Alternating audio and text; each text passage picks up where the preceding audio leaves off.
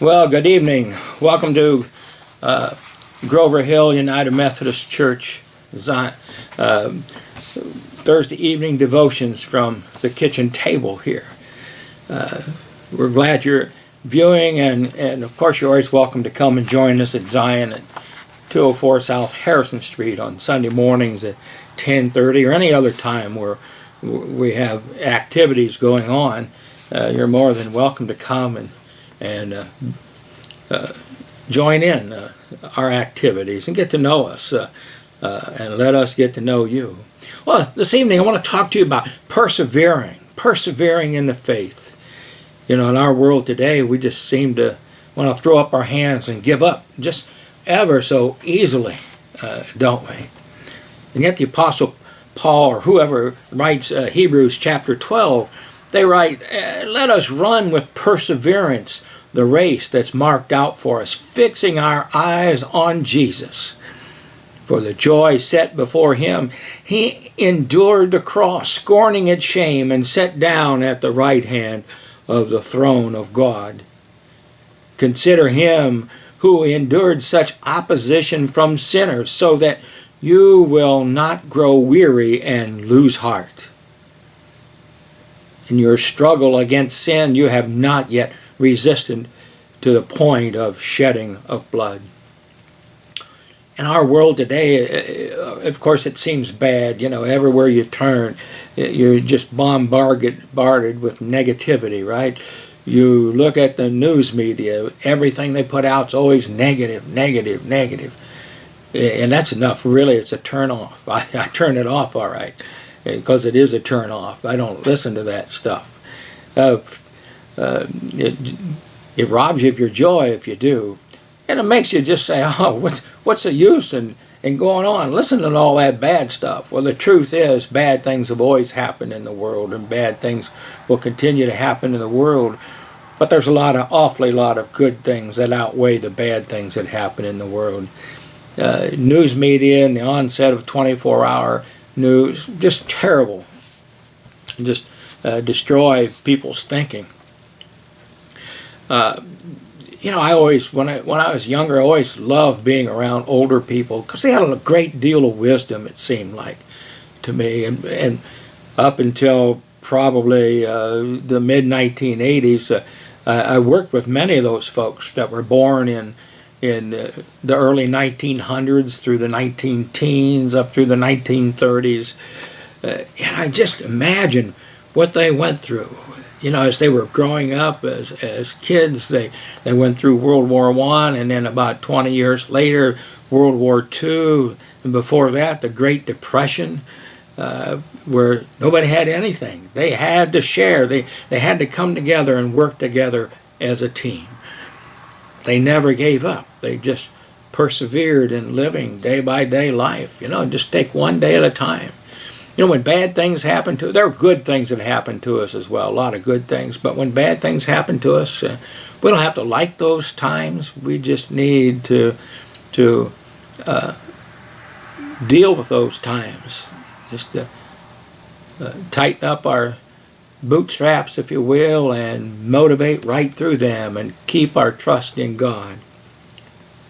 In our culture today, it just seems like many just are resigned to just giving up. They think it's easier. As soon as they encounter a little resistance in life, they just want to throw up their hands and say, that's it, I can't do it anymore. But a retired admiral by the name of McCraven a few years back was telling some folks at the military academy what it was like when he went through Navy SEAL training. And SEAL, by the way, stands for Sea, Air, and Land, by the way, in case you were wondering. Well, McCraven talks about his core principles, and his core principles have certain themes, and they become clear as he begins talking about what matters. He said, and there's no doubt when you read his writings, there's no doubt that for McCraven, good enough actually isn't good enough. You ever say that? Good enough? Well, that's good enough. Well, actually it isn't. Because it's in just saying good enough that you habituate yourself, he says, to miss important details as well.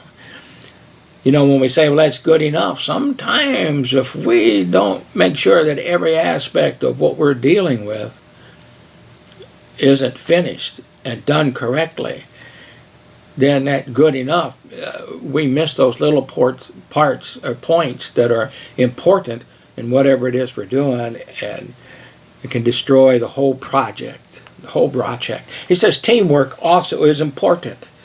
It's clear that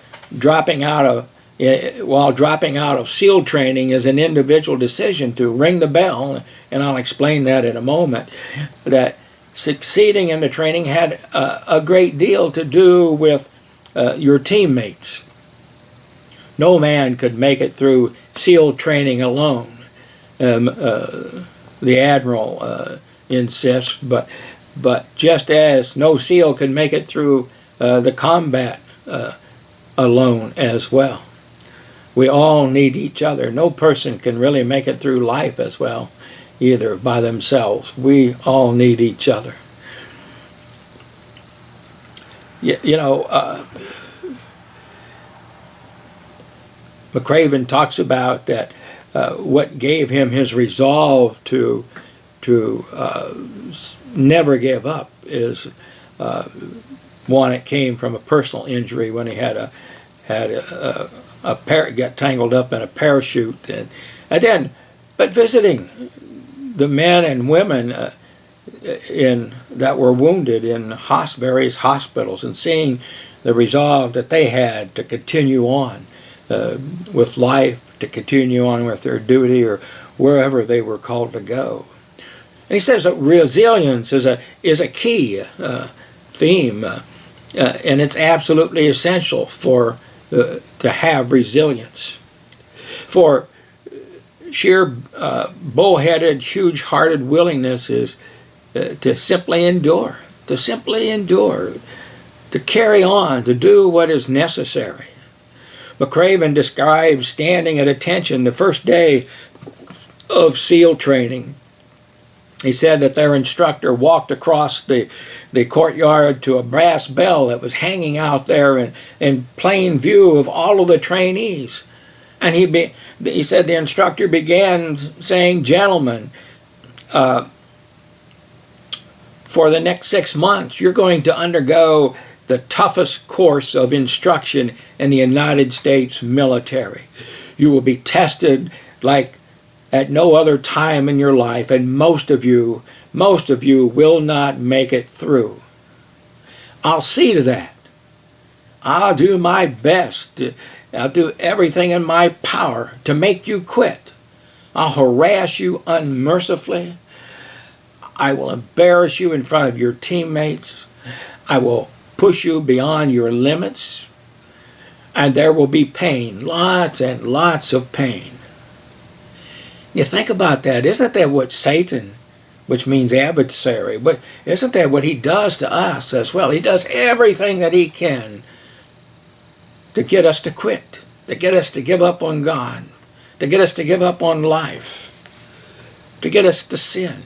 Everything with his power saying, quit. There's an easier way, but there's really not. John tells us in Revelation chapter 3 that the one who perseveres and overcomes will have their name written in the book of life.